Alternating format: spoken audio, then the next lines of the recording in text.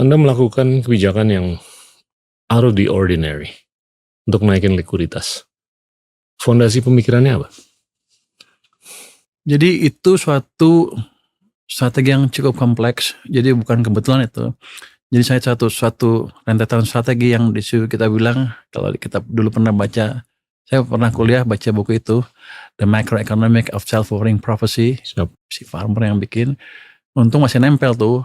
Jadi kita ciptakan ekspektasi, kemudian saya taruh strategi yang betul, kita monitor, kalau kurang kita tambah lagi. Itu. Jadi misi pertama waktu itu kan kita amat pesimis. Demo di mana-mana, semua udah kehilangan harapan ekonomi kan. Masa depan suram segala macam. Jadi langkah pertama saya harusnya adalah membalik ekspektasi. Caranya gimana? Gue sombong ngomongnya. Nah itu by design, bukan kebetulan. Jadi saya bilang, saya mampu. Tapi orang marahkan, wah, biar aja. Begitu DPR, saya jelaskan strategi saya. Bahwa orang-orang kaget, ternyata orang ini nggak bodoh-bodoh amat. Lumayan lah, baru mereka percaya dan ada harapan sedikit. Tapi harapan kan, itu kan ekspektasi. Kalau saya nggak kasih alat yang pas, dalam seminggu 2 minggu udah runtuh itu ekspektasinya.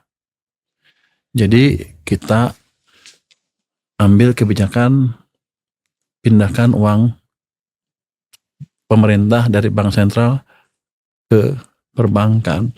Itu dasarnya dari, ini sebenarnya entah saya tahu atau entah saya pakai aja, pokoknya saya pakai biar keren. Saya pakai itu pengetahuan pemenang Nobel, Milton Friedman. Saya suka bukunya dia, saya papernya dia karena masuk akal dan bisa menjelaskan apa yang terjadi di ekonomi kita tahun 1998, kegagalan kita seperti apa.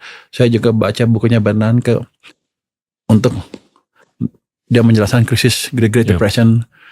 Jadi ininya adalah dari Friedman yang paling gampang dimengerti adalah bahwa kalau kita lihat kebijakan moneter longgar apa ketat, bukan dari bunga. Anda harus lihat dari laju pertumbuhan uang, disebutkan di situ base money. Kalau di sini primary money M0 lah itu.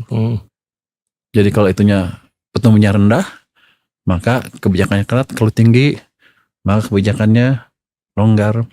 Dia tarik ke pengalaman tahun 1930 waktu orang bingung kan bunga hampir 0. Kenapa jatuh juga ekonomi? Apa moneter nggak